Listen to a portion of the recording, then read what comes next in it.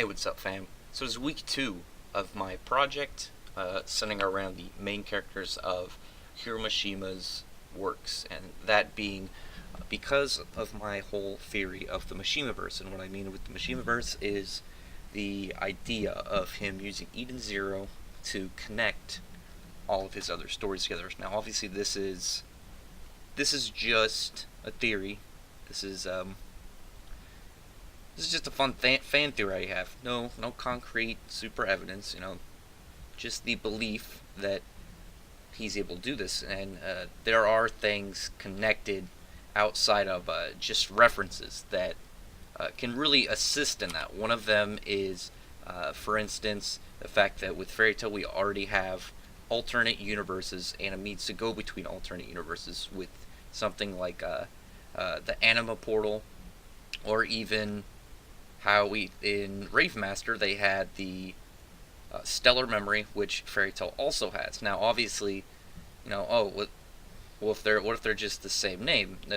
The thing behind that, though, is with Stellar Memory, it was something that, as stated, kind of transcends space and time. It's this dimension in between them.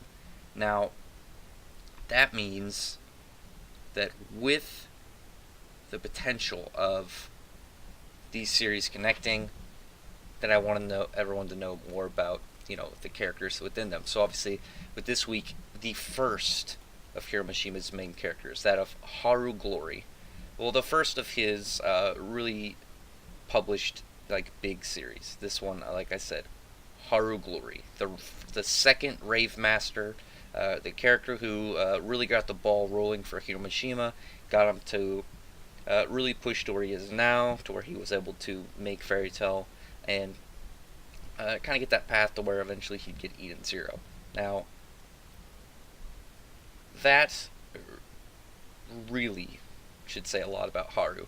Now, Haru was just some kid on a small place of Garage Island, who one day, when an old man named Shiba came looking around for stuff, on his journey to find the Rave, the 4 scattered Rave stones, came across Haru, and through a set of circumstances, Haru ended up becoming the second Rave Master and was tasked with going out, finding the scattered Rave stones, reuniting them, and then having to destroy the Mother Darkbring, this kind of pinnacle of solidified darkness and energy that really seemed to cause a lot of problems and plague the world with its influence. Now, Haru took a lot of steps. Right, he started out as kind of this kind of like punk kid on this island, and he throughout the series you see him kind of progress into where he is at the end of the series as this warrior of light, master swordsman. He's a very fun character to watch go down this hero's journey. Now, between the 3 of the big main characters from Hiromashima's series, that being Haru, Natsu, and Shiki, Haru was very chill, he was very compassionate and understanding, and even with smaller stuff where he had something actually that really defined him early on in the series is his very high level of respect for his sister and her teachings. But he also has things that were similar yet different to his associates, similar to how Natsu didn't have his dad around, neither did Haru. But with Haru didn't know really anything about him, and until he kind of learned more of the truth about him, he was not forgiving for his father. He didn't care if he ever even saw him. He never even met him when he was very young. I think he left when he was still an infant, and Haru was just not willing to give a damn about somebody who walked in on his mother and his sister and him. But obviously, throughout learning things throughout the series and meeting his father, things change, and he ended up growing a high level of respect for him and his decisions, even though as they were painful, he kind of understood, and he got where everything was kind of coming from. Now, Haru's power that really set him off is with the power with the 10 Commandments sword and the power of Rave, which gave him these 10 different swords. Now, he had the first one, Eisenmeter, which was just a plain metal sword. big heavy slashing sword. Second one, explosion, which didn't really cut. When it made impact, it caused obviously explosions. Silfarion, the sonic sword that gave him huge speed boost. Rune Save, the sword that could cut things like magic and elements. The fifth sword, which was twin swords. Blue Crimson, which gave him a fire sword and an ice sword. Melforce, the vacuum sword, which could create a big tunnel, a big a cylinder of force pressing out in front of it, so he could either use it to push somebody back, create gaps. He could use it to kind of projectile himself up on top of things, use it to dodge attacks midair. This was similar to also what he could do with the next sword, Gravity Core, which gave him the sword had a very high level of gravity around it, so he could actually use it to fall faster from things, to dodge attacks. He had his 8th sword, Million Suns, which is this very powerful light sword that dispels dark attributes and does extra damage to dark type things. His 9th sword, Sacrifar, which converted kind of all his emotions into aggression, and then could slowly make him more powerful over time. And then his last sword, Revolt, the Rave World sword, which was this kind of sacred, holy sword that seemed to increase everything about him, was extremely powerful, could break and dispel darkness, evil powers, anything kind of opposed to the light. Now Haru was